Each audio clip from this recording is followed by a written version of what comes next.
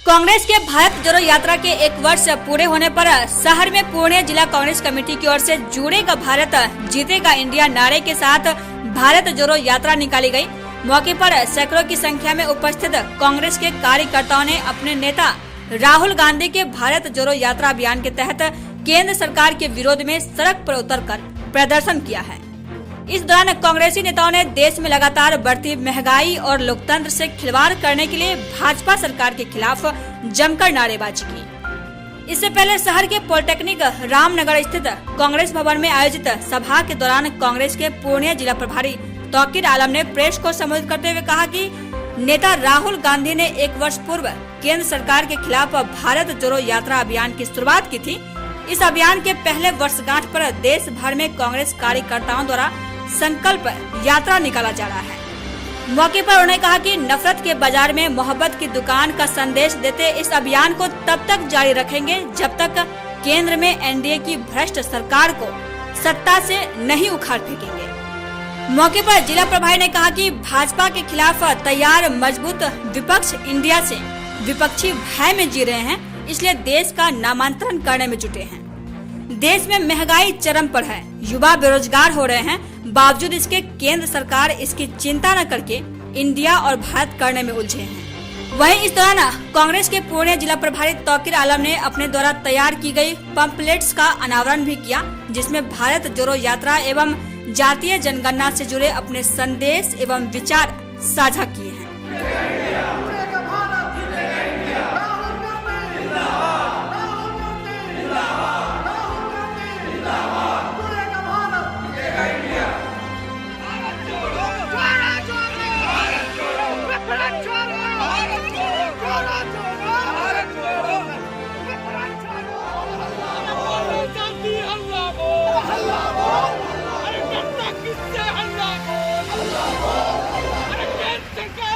Congress party ही नहीं बल्कि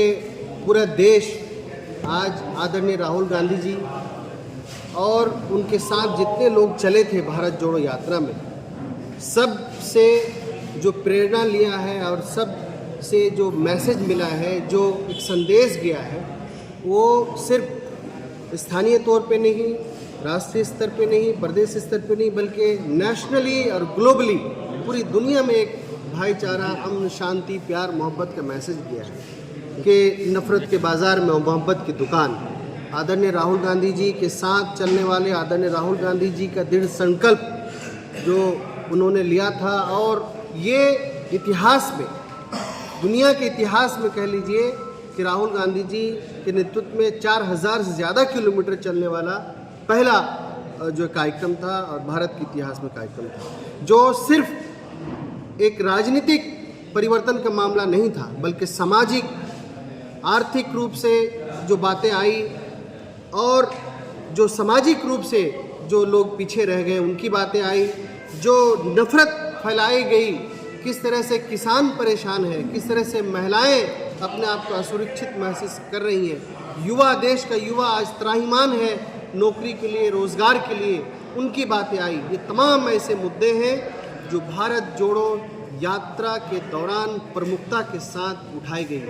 आदरणीय राहुल गांधी जी को इस मंच के माध्यम से और पूरे देश में, पूरे देश के हर जिला में, जिला मुख्यालय में आज कार्यक्रम हो रहा है, और उसके माध्यम से हम 1 साल पूरा होने पे उन तमाम चीज़ों को याद करते हुए, कि सिर्फ याद करते ही नहीं बल्कि ये यात्रा जारी है। अभी हाल ही दिनों में आपने देखा कि हरियाणा में जो किसान लोग परेशान थे, उनके हाल जानने के लिए खुद आदरणीय राहुल गांधी जी पहुंचते हैं। आपने देखा दिल्ली में करोल बाग में, आपने देखा अलग अलग जगहों पे आदरणीय राहुल गांधी जी हर मुद्दे पे जो भी देश के सामने समस्याएं हैं, चाहे फॉरेन पॉलिसीज़ हो, चाहे हमारी इंटरनल पॉलिसीज़ हो, उन तमाम मुद्दों पे उन्होंने मुखरता के साथ, निडरता के साथ, ईमानदारी के साथ, बेबाकी के साथ देश की सच्चाई को सामने लाया है। और उन्होंने साफ तौर पे पहले दिन ही कहा था कि ये सिर्फ मामला कांग्रेस पार्टी या राजनीतिक का मामला नहीं है, ये मामला देश को बचाने का है, देश के संविधान को बचाने का है। मुझे ये बात कहने में शर्म भी महसूस हो रही है कि प्रधानमंत्री मोदी जी के जो आर्थिक सलाहकार हैं, वो खुद बोलते हैं अभी कुछ दिन पहले कि हमें देश को हमें नया संविधान देने की ज़रूरत है, पुराने संविधान से काम नहीं चलेगा, नए संविधान देने की ज़रूरत है। हम इसकी निंदा करते हैं। प्रधानमंत्री के वो आर्थिक सलाहकार हैं, कहीं न कहीं ऐसा महसूस होता है प्रधानमंत्री खुद ऐसा चाहते हैं, क्योंकि ये लोग ये देश के जो संविधान विरोधी है, देश का आरक्षण विरोधी है, देश के वो तमाम दबे कुचले किसान मजदूरों की बात जो आदरणीय राहुल गांधी जी और कांग्रेस पार्टी और तमाम जो अभी इंडिया बना है ये जो बात कर रहे हैं उनके ये लोग विरोधी हैं। अभी जुड़ेगा भारत जीतेगा इंडिया, इंडिया नाम से इन लोगों को नफरत हो गई है। भारत वही है जो इंडिया है, ये सभी जानते हैं, कॉन्स्टिट्यूशन में है कि we the people of India, हम भारत के लोग, ये बिल्कुल कॉन्स्टिट्यूशन में है। लेकिन आज जो इंडिया नाम से अलग अलग जो इंसाफ पसंद लोग हैं उनका समूह का जो गठबंधन बना है, इससे तमाम लोग डर गए हैं और फिर इसका इंडिया नाम को एबोलिश करना चाहते हैं, उसको ख़त्म करना चाहते हैं। ये भी एक शर्मनाक बात है। तो आज इस भारत जोड़ो यात्रा के 1 साल पूरा होने पे पूर्णिया की सरजमीन पे हमारे ज़िला अध्यक्ष और पूरी ज़िला की कमेटी यहाँ पे मौजूद है। साथ ही साथ हमारे बहुत सारे किसान भाई हैं, युवा साथी हैं, नौजवान हैं, अलग अलग लोग हैं, महिलाएं हैं, सभी लोग आज ये संकल्प हम लोग लेते हैं और हम लोग अभी एक सिंबॉलिक यात्रा भी यहाँ से निकालेंगे। ये हम संकल्प लेते हैं कि ये यात्रा, ये संदेश आदरणीय राहुल गांधी जी का तब तक नहीं रुकेगा, तब तक चलता रहेगा जब तक इस देश में, जब तक आपस में प्यार मोहब्बत ना आ जाए। आपस में जो प्यार मोहब्बत की दूरी बढ़ी है यहाँ देश में अलग अलग लोगों में, उसको मिटाना है, उस दूरी को ख़त्म करना है और आपस में प्यार मोहब्बत से लोग रहे। नफ़रत की जो बाज़ार में मोहब्बत की दुकान राहुल गांधी जी लगा रहे हैं वो और परवान चढ़े और लगातार उसमें तरक्की हो और सभी लोग यहाँ से संकल्प लेके जाएंगे। हम सभी इंसाफ की बात करेंगे, गरीब किसान मजदूर हम आवाम जो लोग दबे कुचले लोग हैं उनकी बात करेंगे जो आदरणीय राहुल गांधी जी लगातार करते हैं। तो आज इस यात्रा का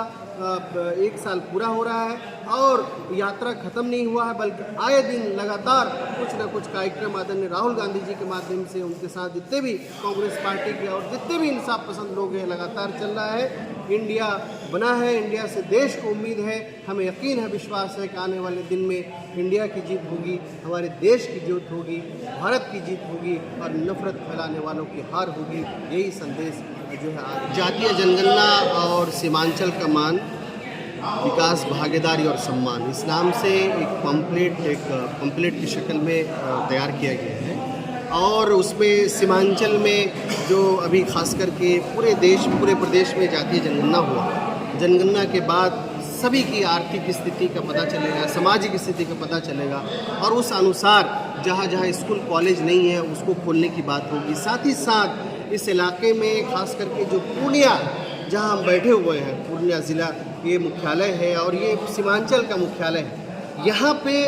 जो सिर्फ जाति और कम्युनिटी की जो स्थिति है उसको जानने से सिर्फ नहीं होगा, बल्कि इलाके की तरक्की करना पड़ेगा, जो है समाज और उस रीजन की तरक्की करना पड़ेगा। उसके लिए कुछ सुझाव दिया गया है, जैसे इस पूर्णिया को द्वितीय कैपिटल बनाया जाए, जैसे पूर्णिया में जो है हवाई अड्डा का जो मांग है उसको जल्द से जल्द पूरा किया जाए, जैसे पूर्णिया में हाई कोर्ट का बेंच का गठन हो, जैसे कटिहार में आपका रेलवे का कारखाना खुले, कटिहार में एक सेंट्रल यूनिवर्सिटी बने, इस तरह की मांग, किशनगंज में चीनी मिल बने, एमयू का फंड दिया जाए और आपका अररिया में वहाँ पे भी मांग की गई है कि सेंट्रल लेवल का जो है मेडिकल कॉलेज खुले। ये तमाम ऐसे एक विज़न के तौर पे जातीय जनगणना के बाद एक बनाया गया है हमारे द्वारा, हमारी टीम के द्वारा। तो आज इसका भी हम लोग अनावरण करेंगे और ये मकसद साफ है कि जातीय जनगणना के बाद तमाम तबके, तमाम जो समाज है, तमाम लोग हैं और सभी लोग